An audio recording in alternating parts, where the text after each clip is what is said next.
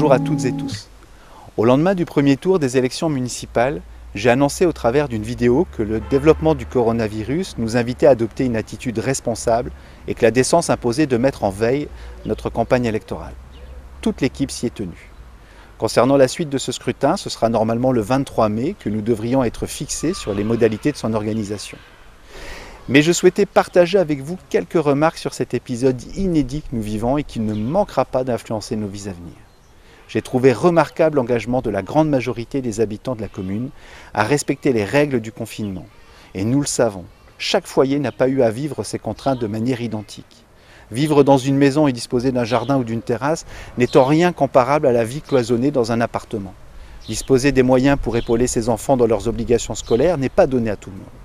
Entre le télétravail et la gestion du quotidien, les contraintes imposées par une promiscuité forcée, il a fallu trouver de nouvelles organisations au sein même des familles. De même, se sont développées en parallèle des actions institutionnelles, des initiatives privées visant à améliorer le quotidien de ses voisins. Faire de la musique dans la rue, porter du pain, fabriquer des masques ou des visières avec son imprimante 3D, rendre de menus services sont des témoignages que la solidarité reste une valeur ancrée en nous. Certaines démarches ont été intéressées, et c'est vraiment regrettable. Mais ce n'est pas les quelques exemples d'instrumentalisation de la générosité qui vont effacer le foisonnement des initiatives au service du bien commun. Quand un habitant offre de fabriquer des masques avec visière, qu'il en confie 10 au CCAS, que celui-ci les met à disposition d'une association caritative, ces 10 masques permettent de rendre service à 80 personnes qui sont parmi les plus fragilisées de notre ville. Notre commune et le bassin ont été au rendez-vous durant le confinement et dans cette phase de déconfinement progressif qui démarre.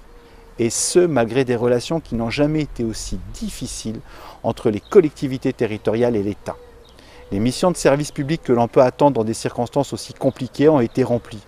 Pas forcément parfaitement, mais toujours au mieux des possibilités.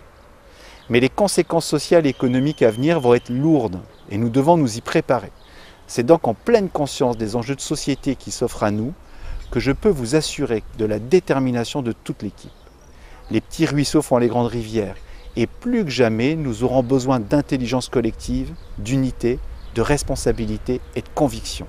Et c'est là tout le sens de notre engagement.